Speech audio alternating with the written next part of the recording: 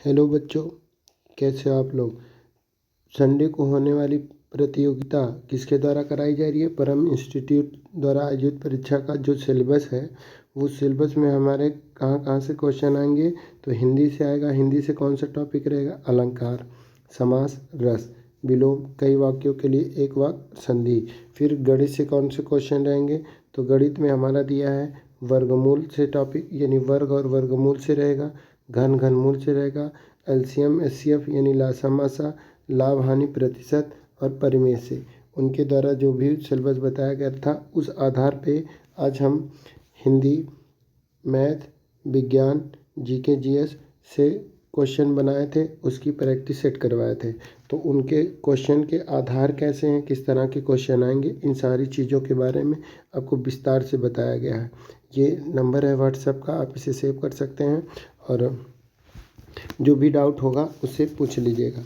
चलिए आगे देखते हैं। ये हमारा क्वेश्चन है। क्वेश्चन शुरू कर रहे हैं और पहला क्वेश्चन क्या लिखा है इसे पढ़िए ध्यान से। कि लिखा है निम्नलिखित संख्याओं में से कौन सी पूर्ण वर्ग संख्या है? तो पूर्ण वर्ग संख्या के लिए एक फार्मूला होता है, एक नोट कर लीजिए, नियम नोट कर लीजिए कि यदि किसी संख्या के यूनिट डिजिट पर 2, 3, 7 या 8 हो तो वह कभी भी पूर्ण वर्ग संख्या हो ही नहीं सकती। ये पक्का श्योर है। तो आइए देखते हैं, कितना सिंपल सा क्वेश्चन दिया है। इसके यूनिट डिजिट पर कौन सा नंबर है? 8। यहाँ वाले के 3, यहाँ वाले के 2, यानी 2, 3, 8 दे दिया है। बचा कौन सा? 6 वाला। तो इसे हल करने की ज़रूरत है नहीं, अपने आप क्वेश्चन हल हो गया। तो हमारा ऑप्शन कौन सा सही था पहले में? तीसरा वाला। फिर से सुनिए, अगर किसी संख्या का इकाई अंक 2, 3, 7 और 8 दिया है तो वह संख्या कभी भी पूर्ण वर्ग संख्या नहीं हो सकती। ये नोट कर लीजिए। तो ये कितने काम की चीज़ है कि यहाँ हम बस इकाई अंक देखेंगे और अपना आंसर टिक कर देंगे। और ये कितना अच्छा था कि एक ही ऐसा संख्या था जिसके इकाई अंक में 6 है, बाकी तो 2, 3, 5, 2, 3, 7, 8 था। तो इसी तरह से सारे क्वेश्चन हल किए जाएंगे। आपको एकदम जो भी डाउट होगा कमेंट में आप कमेंट कर दीजिएगा। पहले चैनल को सब्सक्राइब कर लीजिएगा और ये लाइक का बटन दबा दीजिएगा। अगला क्वेश्चन लिखा है कि वह छोटी से छोटी संख्या ज्ञात कीजिए जिसको लिखा है 396 से गुणा करने पर पूर्ण वर्ग हो जाए। तो इसके लिए ना हम 396 का करेंगे अभाज्य गुणनखंड। 396 का अभाज्य गुणनखंड करेंगे तो इसे सबसे पहले 2 से डिवाइड करेंगे तो ये हो जाएगा 198। 198 हो जाएगा। फिर इसे जब हम 2 से डिवाइड करेंगे तो 99 हो जाएगा। फिर 3 से करेंगे 33 हो जाएगा। फिर 3 से करेंगे 11 हो जाएगा और 11 से कर देंगे डिवाइड तो ये 1 बच जाएगा। अब यहाँ से देखा जाए तो हमारा है 2 इंटू 2 इंटू 3 इंटू 3 इंटू 11, यानी कि 2 गुणे 2 गुणे 3 गुणे 11। तो यहाँ जब पूर्ण वर्ग की बात की जाती है, वर्ग की बात की जाती है तो जोड़ा बनाया जाता है। तो 2 का जोड़ा बन गया है, 3 का जोड़ा बन गया, बच कौन सा गया है? 11। यानी अगर एक 11 और होता तो संख्या का होती पूर्ण वर्ग। ये कह रहा ना 396 में से गुणा करने पर, यानी किससे गुणा करने पर? तो वो ऑप्शन होगा हमारा 11, डी वाला राइट आंसर है। अगला क्वेश्चन क्या लिखा है पढ़िए ध्यान से। वह छोटी से छोटी पूर्ण वर्ग संख्या ज्ञात कीजिए जिसको दिया है कि भैया 6, 9, 15 और 20 से पूर्णतः विभाजित हो जाए। तो 6 से कटने के लिए, 9 से कटने के लिए, 15 से कटने के लिए, 20 से कटने के लिए हमें पूर्ण वर्ग संख्या बतानी है। तो सबसे पहले इसका भी हम लोग अभाज्य गुणनखंड करेंगे। तो 2 से डिवाइड करेंगे 3 हो जाएगा, 9 हो जाएगा, ये कटेगा नहीं 15, 15 ना कटे ना, 2 के पहाड़े में नहीं आता तो उतार लेंगे। 20 का हो जाएगा 10। फिर इसे हम 2 से डिवाइड करेंगे, 2 से डिवाइड करेंगे तो ये हो जाएगा 3, ये हो जाएगा 9, ये हो जाएगा 15 और ये 5। अब इसमें कोई भी ऐसी संख्या नहीं है जो 2 से का हो जाए डिवाइड। तो अब इसे हम 3 से काटेंगे तो 1 हो जाएगा, 3 हो जाएगा, 5 हो जाएगा, 5 हो जाएगा। फिर एक बार हम 3 से ले जाएंगे, यहाँ 3 से लेके तो यहाँ 1, यहाँ 1, ये 5 और ये 5 उतर जाएंगे। अब देखिए ध्यान से, अगर देखा जाए तो 2 का जोड़ा बन गया, 3 का जोड़ा बन गया। ये 5 अगर यहाँ दोबारा हम 5 से एक बार डिवाइड करेंगे तो ये भैया सारा नीचे का 1 1 हो जाएगा। इसका मतलब 1 5 बच गया। 1 5 अगर और आ जाए तो हमारी संख्या क्या हो जाएगी, पूर्ण वर्ग संख्या हो जाएगी और सबसे डिवाइड भी हो जाएगी। तो उसके लिए हम क्या करेंगे कि 2 इंटू 2 इंटू 3 ये इतना तो था और ये 5 भी था। 1 5 और लेते आते हैं और वो जो भी संख्या आएगी वही पूर्ण वर्ग संख्या कहलाएगी। चलिए देखते हैं। 2 दूना 4, 4 3 12, 12 3 36, 36 और ये गुणे 25 कर लेना। ऐसे ना करके देखिए यहाँ मल्टीप्लाई से 2 दूनी 4, 3 त्रिका 9 और गुणे में कितना हो गया 5 25। तो 25 का गुणा 4 में करिए, 25 चौका 100, 100 का गुणा 9 में तो हो जाएगा 900 यानी 900। तो ऑप्शन में देखिए 900 कहीं दिया है, तो हाँ दिया है। कौन सा ऑप्शन, 3 वाला, सी वाला। तो ऑप्शन सी हमारा तीसरे के लिए सही है। आइए देखते हैं अगला क्वेश्चन। डी वाले में क्या लिखा है, चौथा क्वेश्चन का लिखा है, वह छोटी से छोटी संख्या ज्ञात कीजिए जिसे लिखा है कि 5607 में जोड़ने पर वह पूर्ण वर्ग हो जाए। अब इसके लिए ना पूर्ण वर्ग है ना, तो इसके लिए हम इसका करेंगे अभाज्य गुणनखंड, भाग विधि से निकालेंगे वर्गमूल। चलो देखते हैं भाग विधि से वर्गमूल कैसे निकाला जाता है। तो ये ना सबसे पहले जोड़ा बनाते हैं, जोड़ा बना और यहाँ भी जोड़ा बना। अब जोड़े में ये हो गया हमारा 56 यानी 56, 56 कह के पहाड़े में आता है। तो 7 का वर्ग करेंगे, 7 सत्ते 49 49 और यहाँ से घटाएंगे तो 707 हो जाएगा। 7 7 अभी भाग विधि से अभाज्य गुणनखंड कर रहे हैं तो ये 7 7 14 यानी 7 7 14 यहाँ जुड़ जाएगा। अब यहाँ कौन सी गिनती लिखें और उसे यहाँ भी लिख दें। तो पहली बार कितनी बार में गया 7, तो ऊपर जो है हम 7 लिख देंगे, तो 7 लिख देंगे। अब जो है नीचे बचा क्या था, तो हमारा फिर से 7 7 14 हो गया था। यहाँ बचा था कौन सी गिनती, तो बची थी 707। अब इसे डिवाइड करिए 707 को, कितनी बार लेके जाएं, चलिए हम लेके जाते हैं 6 बार। ठीक, 6 बार ही लेके जाएंगे ना। आगे देखिए 4 बार लेके जाएंगे, ठीक ना। तो अगर 4 बार, तो 707 में यहाँ 14 था ही, 4 बार लेके जाएंगे, 4 से मल्टीप्लाई करेंगे तो यहाँ से हो जाएगा 4 चौक 16 के 6, 4 चौक 16 और ये 17, 4 एकम 4, हासिलवा कितना हो जाएगा 5। अब इसे घटाएंगे तो ये यहाँ से 7 में से 6 जाए 1, ये 0 है, 0 घटेगा नहीं तो 10, 10 में से 7 जाए 3 और यहाँ 7 था। अब हासिल घट के कितना हो जाए 6, 6 में से 5 जाए 1 यानी 131 तो फालतू आ गए। अब देखा जाए तो एक चीज़ नोट करे वाली बात यहाँ आई गई, ये जो संख्या थी, जो भी संख्या थी ये 74 के क्या थी, वर्ग में थी। किसके वर्ग में थी, 74 के। तो इसका मतलब 74 का वर्ग से ये वाला हमारा 5607 बड़ा है और 74 के बाद कौन सा होता है, 75 के वर्ग से छोटा है। अब ना 75 का वर्ग करेंगे तो 75 का वर्ग होता है 5 का वर्ग 5 25, यहाँ 7 है तो 7 का 1 बढ़ा के गुणा कर लिए करिए, तुरंत उत्तर आ जाएगा। तो 7 8 56, 56 25। अब हमारा वो क्या था 5607, ये वाला घटा देंगे। यानी इसमें कह रहा है ना कि कौन सी संख्या जोड़ी जाए कि पूर्ण वर्ग हो जाए। किस में जोड़ी जाए भैया, तो 5607 में। पूर्ण वर्ग अगला वाला 74 से, वाला 5607 बड़ा है तो अगला वर्ग 75 का होगा। 75 का वर्ग कितना दिया है, हमारा दिया है 5625। 5625 लाने के लिए 5607 में कितना जोड़ा जाए, तो जाहिर सी बात है यहाँ घटा देंगे। तो यहाँ से 15 में से 7 जाए 8, यहाँ 2 की जगह 1 बचा, 1 में से जब 0 जाए तो 1, यानी आंसर हो गया 18। अगर हम 18 जोड़ दें, किस में 18 जोड़ दें भैया, तो 5607 में हम 18 जोड़ देंगे तो ये हमारा उत्तर आ जाएगा 5625। तो ऑप्शन में 18 जो दिया है वही विकल्प सही होगा। अगला क्वेश्चन देखते हैं। देखिए हमें समझाने में थोड़ा सा टाइम लग रहा है, वहाँ आप जल्दी कर लेंगे, बस एक बार आपका क्लियर कॉन्सेप्ट होना चाहिए। 5वां दिया है कि वह छोटी से छोटी संख्या ज्ञात कीजिए जिसे 961 से घटाने पर पूर्ण वर्ग हो जाए। अब ना 5वां वाले का भी हम क्या करेंगे, यही अभाज्य गुणनखंड ही करिएगा भाग विधि से। तो भाग विधि से अभाज्य गुणनखंड मतलब वर्गमूल निकालना है भाग विधि से। चलिए भाग विधि से वर्गमूल निकालते हैं। किसका निकालेंगे, 691 का। 691 का भाग विधि से निकालेंगे तो यहाँ पीछे से जोड़ा बनाया जाता है। तो ये 2 का जोड़ा बन गया, ये 1 हो गया।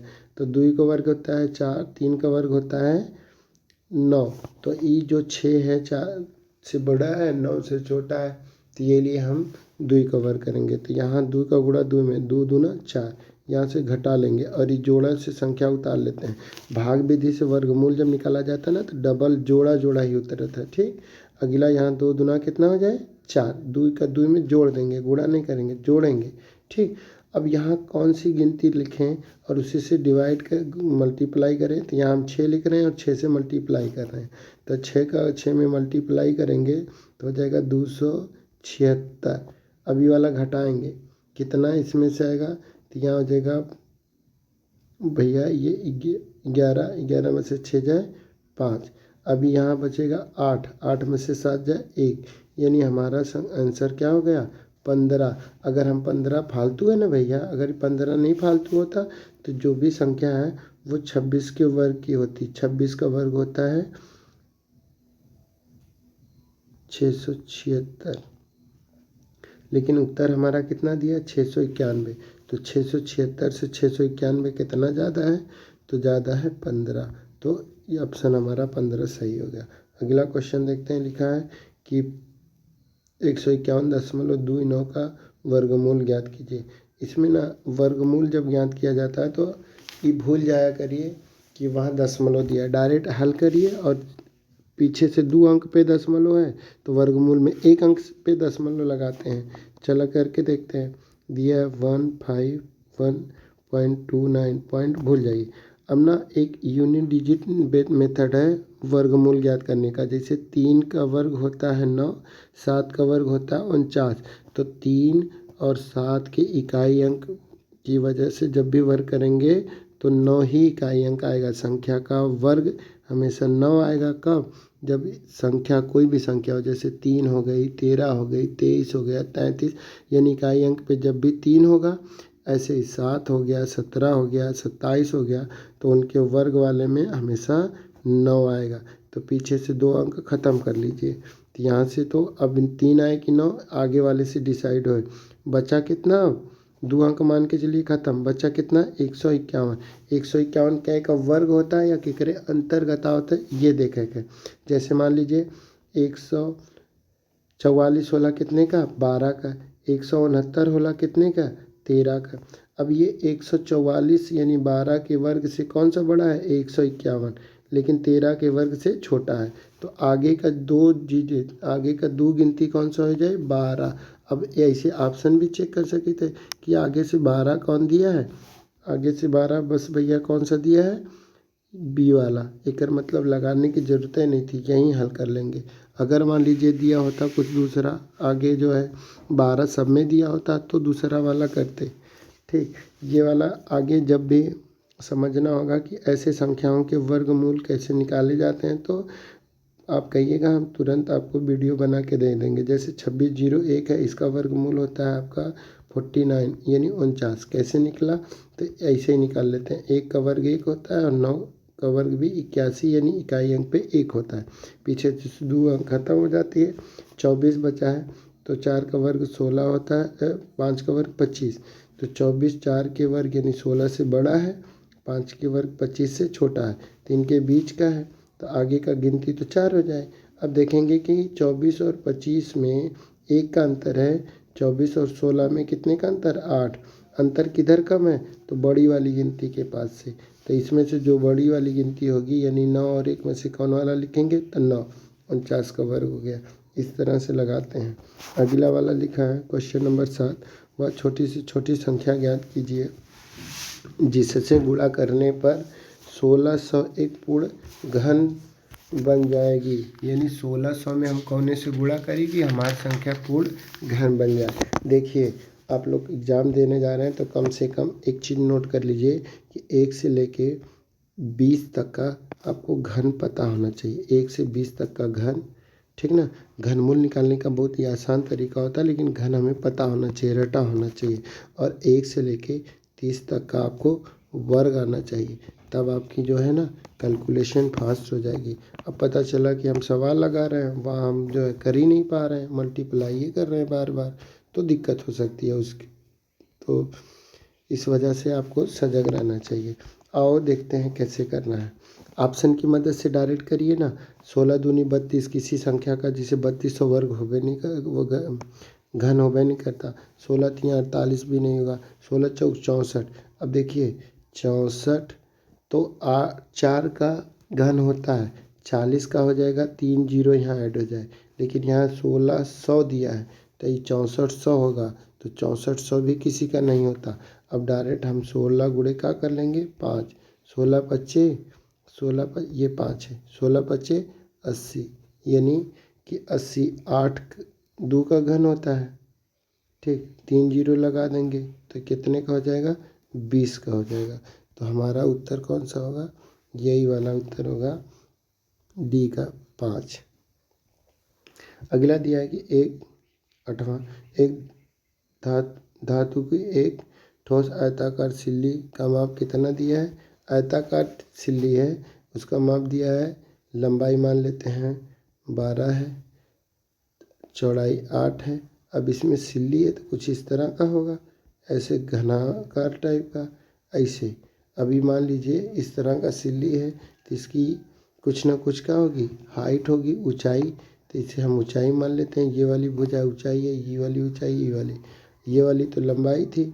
आपका ये जो ऐसे सीधे था, ये वाला सीधे था, ये क्या थी, चौड़ाई। तो इसे हल करने के लिए जो है लंबाई गुणे चौड़ाई के माने आयतन निकालने के फार्मूले से हल कर लेंगे और उसके बाद उसी पे मान रख देंगे। तो एक और मेथड है, दूसरा तरीका ये है कि भैया 8 गुणे 12 गुणे 16 18, 8 का अलग अलग से बाजू गुणनखंड कर लीजिएगा, 12 का अलग अलग से कर लीजिएगा और 18 का कर लीजिएगा। उसमें से देखिएगा कि कौन सा जोड़ा आपका नहीं बन रहा है, उस हिसाब से आप ऑप्शन मार दीजिएगा और उत्तर आपका सही हो जाएगा। तो देखेंगे तो आपका जो है उत्तर जो है कौन सा बनेगा, 12 बन जाएगा, ठीक ना। अगला क्वेश्चन देखिए क्या लिखा है, 12 वाला इसका विकल्प सही था। अगला क्वेश्चन क्या लिखा है, तनी ध्यान से पढ़िए। एक परिमेय संख्या का अंश हर से 3 कम है, अंश हर से 3 कम है, यदि उसके अंश और हर में 5 जोड़ दें तो नई भिन्न क्या हो जाती है आपकी, 4 3/4 हो जाती है। संख्या ज्ञात कीजिए। फिर से सवाल पढ़िए थोड़ा। लिखा है कि परिमेय संख्या का अंश हर से 3 कम है, तो पहले तो हमें अंश पता होना चाहिए क्या है। तो माना अंश क्या हो गया, माना अंश हमारा हो गया, हमारा अंश हो गया यक्स। तो हर क्या हो जाएगा, तो अंश बटा हर, हर में दिया है कि हर 3 अंश हर से 3 कम है, इसका मतलब इनमें 3 ऐड हो जाए। फिर से सुना, लिखा है कि एक परिमेय संख्या का अंश कैसे भैया, हर से कितना कम है बाबू लोग, बच्ची लोग, तो 3 कम है। तो कहते कि अंश के हम यक्स माने तो हर हमारा हो जाए 3 अधिक हो जाए, तो यक्स प्लस 3, ठीक। अब उसके बाद दूसरा कह रहा है कि यदि इसके अंश और हर में 5 जोड़ दें, तो चलिए 5 जोड़ते हैं। तो हमारा अंश क्या था, यक्स प्लस 5, हर क्या था, तो यक्स प्लस 3, लेकिन इसमें 5 और ऐड करना है। अभी कितना बन जा रहा है, तो अब बन रहा है आपका 3/4, तो ये हो गया 3/4। ये वाले केकरे साथ है, ये वाले केकरे साथ है, मल्टीप्लाई कर दीजिएगा। पहले 5 3 8 जोड़ लीजिएगा, तो ये हो जाएगा यक्स प्लस 5 बटे में यक्स प्लस 8 बराबर 3 बटे में कितना हो जाए 4। अब इसका मल्टीप्लाई इधर, इसका मल्टीप्लाई इधर, तो ध्यान दीजिएगा अब मल्टीप्लाई कर रहे हैं। तो हमारा दिया क्या था, यक्स प्लस 5, नीचे था यक्स प्लस 8, यहाँ था 3/4। चलिए इसका इसके साथ मल्टीप्लाई करिए, तो ये हो जाएगा 4 कोष्टक में यक्स प्लस 5। और ई वाले का ई के साथ मल्टीप्लाई करिए, तो यहाँ बराबर करके लिख दीजिएगा कि 3 कोष्टक में x प्लस 8। अब चला दिखाए के, तो 4 का गुणा x में 4x, 4 का गुणा 5 में, तो ये 4 का गुणा 5 में 4 पंचे 20। तो यहाँ से ई वाला अगर हम हल करें यहाँ, तो ये जाए 4x प्लस 20 बराबर का चिन्ह था ही, तो बराबर हो जाए 3x प्लस 24। तो 3x प्लस 24, 3x प्लस 24। आगे तनी देखिए क्या होता है, 4x ही है 3x ही है, तो 4x में से 3x घटाएंगे और ये वाला 24 जहाँ है वहीं रहे, तो 24, ये 20 उधर जाके घट जाए तो -20। 4x में से x गए, 3x में से 4 रुपया में से 3 रुपया घटाएंगे तो क्या रुपया बचे 1, यानी 4x में से 3x गए पे x बचा। 24 में से 20 घटाएंगे तो 4, x का मान कितना आ गया 4। तो हमारी भिन्न क्या दी थी, फिर से देखिएगा, तो दिया था x और फिर x प्लस 3, यही दिया था ना। तो ये x की जगह कितना अभी हमने लाया है 4, अब y की जगह हो जाए 4 प्लस 3, एक मतलब 4/7। 4/7 वाला ऑप्शन सही है, तो 4/7 कौन सा ऑप्शन है, डी वाला, तो डी वाला सही है। आगे देखते हैं कैसे क्वेश्चन करना है। अगला क्वेश्चन पढ़िए आप थोड़ा ध्यान से। यक्स का मान होगा यदि, अब वो दिया समीकरण टाइप का दिया कि यदि क्या लिखा है 5x प्लस 9 बटे में कितना लिखा है 5x प्लस 9 बटे में क्वेश्चन नंबर 3x लिखा है, बराबर में क्या लिखा है 2। अब इसका इधर जाके मल्टीप्लाई हो जाएगा, तो ये हो जाए 5x प्लस 9 बराबर 2/3 6x।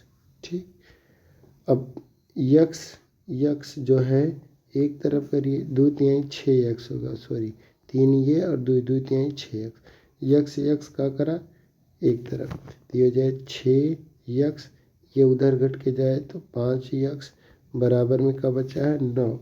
6x में से 5x यानी x बराबर कितना आ जाए 9, तो x बराबर 9 जो भी लगाए होंगे उनका सही है। अगला क्वेश्चन क्या लिखा है थोड़ा पढ़िए आप लोग।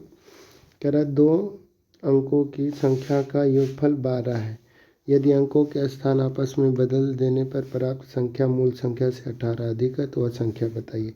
इसका मतलब देखिए, कह रहा है 2 कोनो भी गिनती है, तो देखा 6 में 6 जोड़ा जाए कितना जाए 12। अब इनको 6 में 6 जोड़ें या 6 में से 6 घटाएं तो हमेशा क्या आए 0 आए। ठीक, अब ये देखिए दिया है हमारा क्वेश्चन की 84, तो 84 8 4 12 होता है, लेकिन 84 के जब हम जो है उल्टेंगे 48 बनाएंगे तो काफ़ी लंबा गैप रहे। ऐसे 7 5 कितना होता है 12 और ये 9 3 12। हमें प्राप्त क्या करना था कि अंकों का स्थान बदले पे, यानी जैसे दिया है 57 की जगह हम क्या कर दी 75, तो 75 में से 57 जाए कितना आ जाए बोलिएगा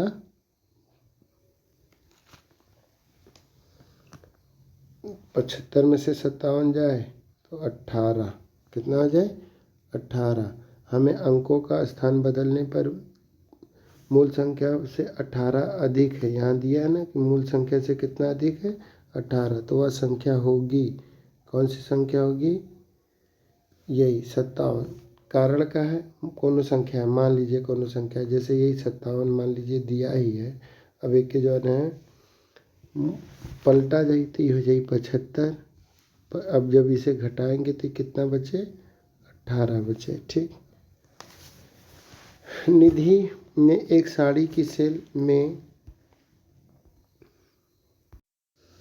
अगला क्वेश्चन हमारा दिया है कि निधि नाम की कोई मान लीजिए महिला है, एक साड़ियों का सेल में से 20% की छूट मिलने पर एक साड़ी 600 रुपये में खरीद लेती है, तो साड़ी का क्या ज्ञात करना है अंकित मूल्य ज्ञात करना है। तो इसके लिए हम कैसे सवाल लगाएंगे कि साड़ी का माना अंकित मूल्य मानक साड़ी का क्या ज्ञात करना है? अंकित मूल्य। तो अंकित मूल्य हम इसे मान के चलेंगे कि मानिए अंकित मूल्य कितना है, ₹1 है।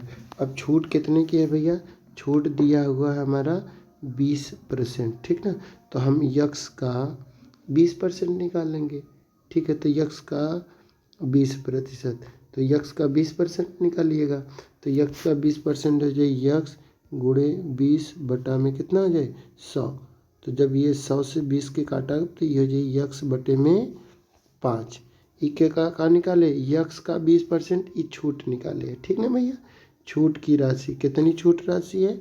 तो मूल राशि अंकित मूल्य हमारे यक्स है, यक्स में से यक्स बटे 5 की छूट है, ठीक। अब साड़ी का विक्रय मूल्य का हो जाए, यानी विक्रय मूल्य अगर हमें देखना हो तो साड़ी का विक्रय मूल्य हो जाएगा अंकित मूल्य। तो साड़ी का जो है विक्रय मूल्य अगर निकाले के तो ओकरी खातिर का करा जाए, अंकित मूल्य और प्लस में का निकालेंगे, अंकित मूल्य प्लस में का निकालेंगे, छूट माइनस करेंगे, सॉरी अंकित मूल्य, ठीक ना, माइनस में का कर देंगे छूट। तो हमारा का निकल के आए, मान लो जो भी ओकर दाम होए छूट देले के बाद तब जाके बेचा जाए ना, तो अंकित मूल्य माइनस का कर देंगे छूट। हम अंकित मूल्य कितना माने यक्स, अब इनके छुटिया कितना माने हैं यक्स बटे 5। तो एक तिरिया गुणा हो जाए तो यक्स का 5 में गुणा हो तो 5 यक्स माइनस यक्स, तो 5 यक्स माइनस यक्स बटे में 5। तो ये हो जाए कितना 4 यक्स बटे में 5। ये बराबर कितना है? तो ये 600 के छूट के बाद 600 में खरीदते ना, 600 में है 5 का इधर गुणा हो जाएगा और ये जो वाला बराबर 4 यक्स बची। देखिए फिर से देखिए एक बार लिखा है 600 रुपया हो गए गुणे में 4 यक्स बराबर में 4 यक्स बटे में कितना था 5।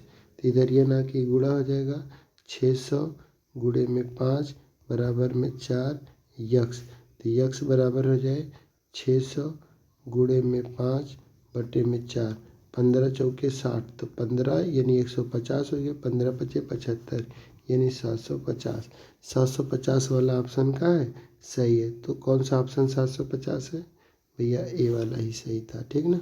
आगे लिखा है कि एक व्यक्ति 2 घोड़े खरीदता है, 2 घोड़ा खरीदते थे, दोनों घोड़ा का दाम कितना कितना रहा था 4000 4000, ठीक है। अब कहते हैं कि दर से सॉरी बेचता है 4000 की दर से, तो उसने एक घोड़े पर 25% का लाभ, मान ला 4000 का कोनो घोड़ा बेचा था वो पे कितने का लाभ है 25% के लाभ बराबर कितना है भैया लोग 25%। तो हम क्या निकाले के क्रय मूल्य। तो क्रय मूल्य का फार्मूला होता है, क्रय मूल्य बराबर होता है जब लाभ हो जाए तब, तो लाभ क्रय मूल्य बराबर टोटल रुपया हो गया 100, फिर हो जाए 100 प्लस कितना लाभ गुणे में विक्रय मूल्य। तो अब चला रखा जाए पे मान, तो यहाँ से हो जाए 100 बटे में लाभ 25% है, तो 100 प्लस 25 125 हो जाए, ठीक। गुणे में विक्रय मूल्य कितना दे ले है तो 4000 दे ले है, ठीक ना। तो जब इसे हम काटेंगे तो ये कट के हो जाएगा 3200 रुपया, कितना हो जाए 3200। ये तो 3200 का घोड़ा था, बेच दिले कितने में 4000 में, ए पे 20% कम के लाभ हो गए। दूसरी कंडीशन का करा कि 16.5 सही 16 सही 3/2% का ओके का होता है हानि होता है, कब जब 4000 पे बेचा था तब। तो एक मतलब अब हानि वाला यानी जब क्रय मूल्य निकाला जाए और केकरी खातिर तो हानि पे यहाँ हो जाए 100 बटे में 100 माइनस हानि और गुणे में विक्रय मूल्य। चला एक लगाओ, ये इसे तब जो लगाएंगे तो हमारा हो जाए 100 बटे में 100 माइनस 16.5% तो हो जाए 16 तिया 48 50/3, ठीक ना। अब एक 300 से गुणा कर लेंगे और यानी गुणे में कितना है 4000 है ये जो है ना गुणा है 100 का 300 में 100 का 3 में जब गुणा करेंगे तो 300 में से 50 घटे हो जाए 250। तो ध्यान से देखिएगा 100 बटे गुणे में 4000 बटे में 250, ऐसे जब हम इसे काटेंगे तो हमारा कट पिट के सब आ जाएगा 4800। तो एक ठे कितना 4800 में खरीदे रहा, 4000 में बेचे। एक ठे के 3200 में खरीदे रहा, 4000 में बेचे। यानी 4800 प्लस में कितना 3200, टोटल इसका हो गया कितना 8000। यानी दोनों घोड़वा खरीदा कितने में था 8000 में, बेचा कितने में 8000 में। तो वो पूछ रहा है ना कि हमें कै पर लिख रहा है लाभ हानि ज्ञात करा, तो ना लाभ हुआ ना हानि, 0 रुपया ये ऑप्शन है। 11 पेनों का मूल्य 10 पेनों के विक्रय मूल्य के बराबर है। यानी हम 10 पेन खरीदब जितने में, उतने में 11 ठे का करेंगे, जितने में 11 खरीदे हैं उतने में 10 बेच के लाभ कमा ले। तो एक मतलब एक निकाल लगाओ कोई, तो कैसे निकालेंगे, एक पेन का निकालेंगे क्रय मूल्य बराबर 1 रुपया, तब न 11 पेन का 11 हुए। ठीक, 10 पेन का विक्रय मूल्य 11 पेन के क्रय मूल्य के बराबर है। तो एकरी खातिर जो है कैसे लगे, तो ध्यान दीजिएगा। अच्छा ना, आप लोग को एक चीज़ हम बताते हैं, यहाँ ना सारे क्वेश्चन हल किए हुए हैं। आइए दिखाते हैं आपको, जो है सारे क्वेश्चन हल किए हैं, आप उसको देख सकते हैं। कौन से क्वेश्चन की बात की जा रही है, तो देखिए आपको बताया जाए 13वें नंबर पे। 13वें नंबर का क्वेश्चन यही लिखा है कि भैया 13 नंबर पे पेन का दाम, तो एक पेन का दाम कितना हो जाए हमारा, एक पेन का दाम हो जाए 1 रुपया, तो 11 पेन का दाम 11 रुपया। प्रश्न का कहा था कि 10 पेन का जो विक्रय मूल्य है 11 पेन के क्रय मूल्य के बराबर है।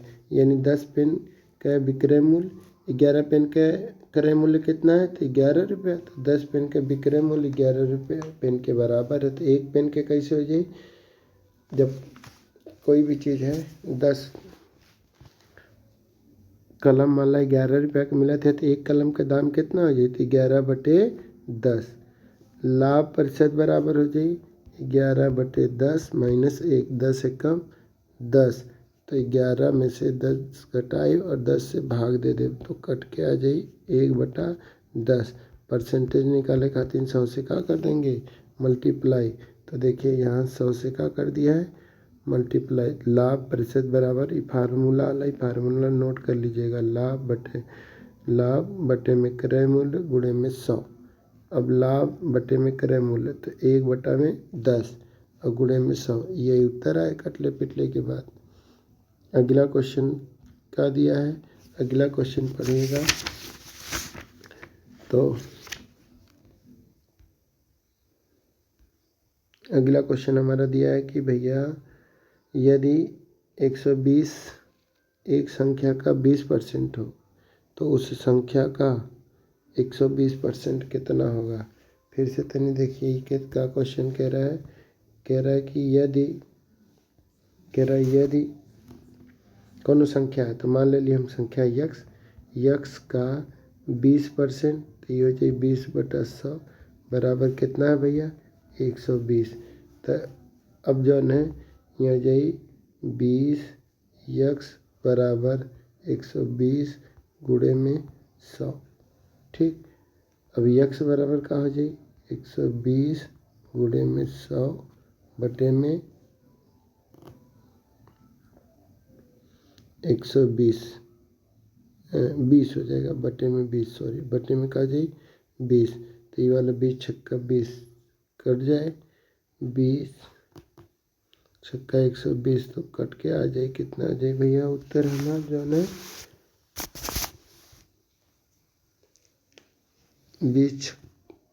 20 से जो है 100 काटेंगे तो कट के आ जाए 720। फिर से सुना कैसे लगा है, वो यहाँ उत्तर दिया हुआ है। उत्तर हमारा क्या दे लिया भैया, देखिए ध्यान से। क्वेश्चन नंबर कौन सा था, 14 हो गया है, 15 वाला। 15 मान ला यक्स का 20% बराबर 120 है, तो यक्स का 20% 20/100 120 हो गया। अब देखा यहर से जब 100 इधर का 100 जौन है, इधर का 100 जब ये बगल जाए तो गुणा हो जाए, तो यक्स बराबर हो जाए 120 गुणे 100 बटे में 20 से काटेंगे जब इसको तो ये हो जाएगा 5। 5 का जब इसमें गुणा करेंगे तो हो जाएगा 600। तो 600 का 120%।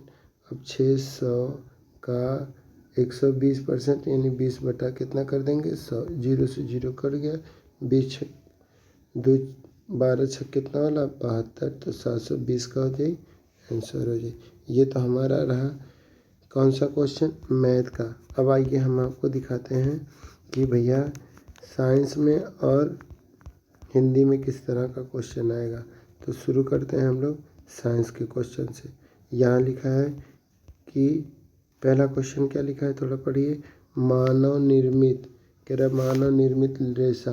तो पटसन, कपास, जूट ये कृत्रिम के श्रेणी में आते हैं। कृत्रिम मतलब प्रकृति से निकला, लेकिन नायलॉन मानव निर्मित है।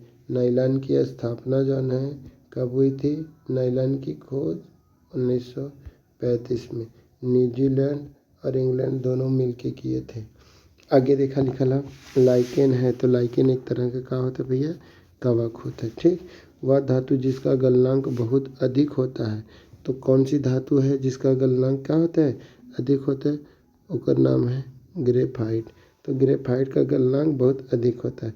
सबसे अधिक उसमें मान है। अब देखा गोबर के उपला हो गए, ठीक, गोबर के उपला और कोयला हो गए, कोयला हो गए और लकड़ी।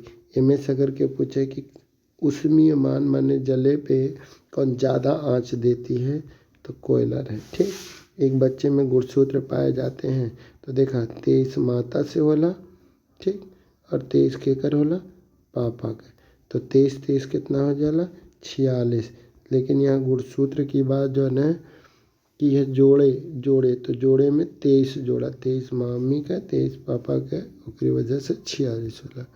ठीक, अगला लिखा है द्रव्यमान गुणित चाल कहलाती है। तो द्रव्यमान गुणित चाल जो है ना बल, बल के कहा जाता है। ठीक ना भैया, बल। तो ये सी वाला सही। अप्रिय ध्वनियाँ कहलाती है। तो अप्रिय ध्वनि के शोर बोला जाता है। ठीक, अगला क्वेश्चन है सूर्य में कितन के प्रकाश में रंग हैं। सूर्य के प्रकाश में कितना रंग है, तो 7 रंग है। सूर्य के प्रकाश में 7 रंग है। जल प्रदूषण दूर करने खातिर जो है ना भैया लोग क्लोरीन मिलाया जाता है। क्या मिलाया जाता है, क्लोरीन। कार्बोहाइड्रेट है तो चावल में कार्बोहाइड्रेट पाए जाते हैं। ठीक, स्वस्थ मसूड़ों के लिए ज़रूरी है, स्वस्थ मसूड़ों के लिए ज़रूरी है विटामिन सी, विटामिन सी। स्वस्थ मसूड़ों के लिए विटामिन सी ज़रूरी है। ठीक, ऑक्सीजन से अभिक्रिया करके, ऑक्सीजन से अभिक्रिया करके अम्लीय ऑक्साइड बनाता है। तो ऑक्सीजन से अभिक्रिया करके अम्लीय ऑक्साइड जो है ना जिंक बनाता है। ठीक, लिखा होगा मस्तिष्क में कितने जोड़ी तंत्रिका निकलती हैं। मस्तिष्क में से 12 जोड़ी। कै जोड़ी निकलेंगे भैया, 12 जोड़ी। तीनों अवस्थाओं में पाया जाता है। तो जल एक ऐसा जो है पदार्थ है जो तीनों अवस्थाओं माने ठोस यानी बर्फ के रूप में पाया जाता है, द्रव माने ये पानी है, गैस माने जो है भाप बन के निकला था। तो पानी ऐसा है जो तीनों अवस्थाओं में पाया जाता है। ध्वनि की चाल सबसे अधिक होते हैं तो इस्पात में होता है ध्वनि की चाल। तो यहाँ ऑप्शन में यही वाला रहे। ठीक, वायु में ध्वनि की चाल 332 मीटर पर सेकेंड होता है। आगे देखा लिखा है निम्नलिखित में से कौन सा मात्रिक छंद है। मात्रिक का छंद का मतलब होता है जिसमें हम मात्रा का गणना करें। ठीक ना, अभी 3 प्रकार का होता है मात्रिक छंद भी। कै प्रकार का, 3। कौन कौन होते हैं, सममात्रिक, विषम मात्रिक, अर्ध सममात्रिक। ठीक, तो मात्रिक छंद कै प्रकार के, 3।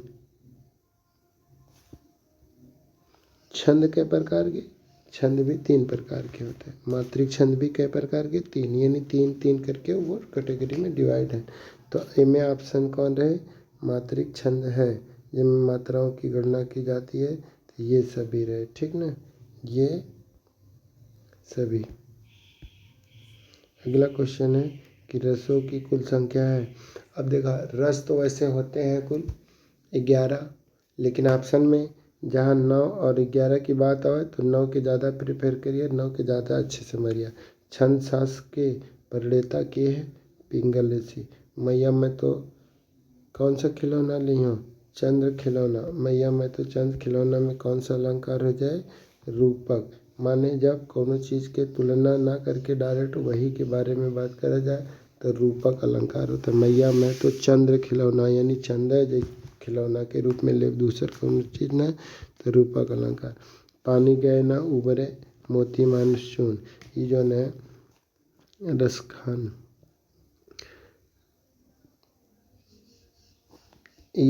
पानी गए ना उबरे मोती मानुष चूर रहीमदास द्वारा लिखा गया है ये दोहा। तो एक ऑप्शन कौन वाला है?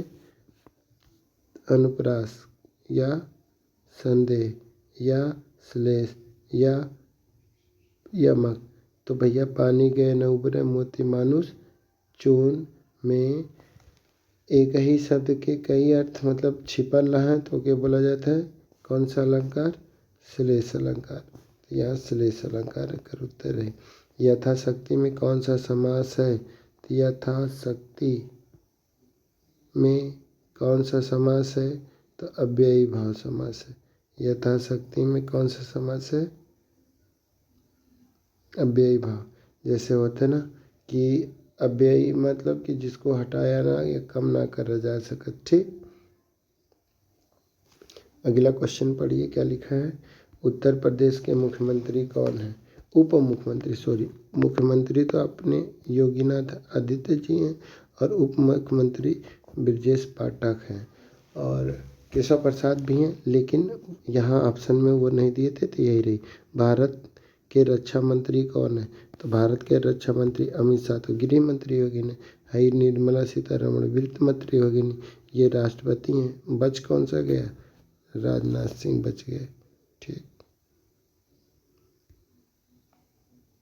गृह मंत्री राजनाथ सिंह। विश्व हिंदी दिवस कब मनाया जाता है? विश्व हिंदी दिवस ना मनाया जाता है 10 जनवरी को। उत्तर प्रदेश का उच्च न्यायालय प्रयागराज में स्थित है। ठीक, छऊ किस राज्य का लोक नृत्य है? छऊ छऊ है झारखंड के। कहाँ के? झारखंड के। छऊ झारखंड के लोक नृत्य है। ठीक, छऊ झारखंड का लोक नृत्य है। किस नदी को वृद्धगंगा के नाम से जाना जाता है? ये अच्छा क्वेश्चन है कि गोदावरी नदी के। ये चारों जो है कुछ न कुछ कहावत है। ठीक, किस नदी को वृद्धगंगा? तो कावेरी नदी को वृद्धगंगा कहा जाता है। जनसंख्या की दृष्टि से विश्व का सबसे बड़ा देश, जनसंख्या की दृष्टि से सबसे बड़ा देश चीन है। कपीस में कौन सा संधि हुई? कपीस में कौन सी संधि हुई? तो दीर्घ संधि हुई। कपीस में कौन सी संधि होगी? दीर्घ संधि होगी। ठीक, अगला क्वेश्चन क्या लिखा है ध्यान से सुनिएगा कि नयन का सही संधि विच्छेद हुई तो ने धन अन नयन। ठीक, राज तरंगणी के लेखक हैं कल्हड़ है। क्षेत्रफल की दृष्टि से सबसे बड़ा उत्तर प्रदेश का जिला लखीमपुर खीरी। वीर रस का स्थायी भाव? तो वीर रस का स्थायी भाव होता है भय लेकिन उत्साह हो। ठीक ना, वीर रस का स्थायी भाव क्या है? उत्साह। संधि के मुख्य भेद हैं?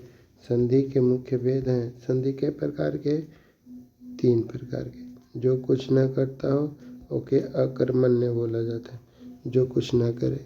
तो इस तरह से हमारा क्वेश्चन तैयार हो गया। ये देखिए स्क्रीनशॉट अगर आप लेना चाहते हो तो ले लीजिए कि पहले क्वेश्चन का आंसर है कि यदि किसी संख्या, मैथ का पहला क्वेश्चन, जब किसी संख्या की इकाई अंक पे 2, 3, 7, 8 हो तो वह पूर्ण वर्ग हो ही नहीं सकती। बस एक ही संख्या थी कि जो पूर्ण वर्ग हुए।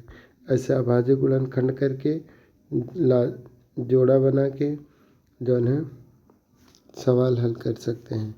आज के लिए बस इतना ही। धन्यवाद।